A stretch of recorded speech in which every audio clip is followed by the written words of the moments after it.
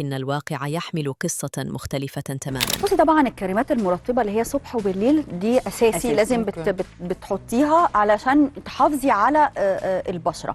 بس لو بتتكلمي على اجهاد، على نضاره، على عايزه تبقي بشرتك شويه مشدوده وحاجات طبيعيه وسهله، ولو عملتيها كل يوم او كل يومين ما فيهاش اي كيميكالز او مش هتاثر على بشرتك، هم وصفات سهله جدا.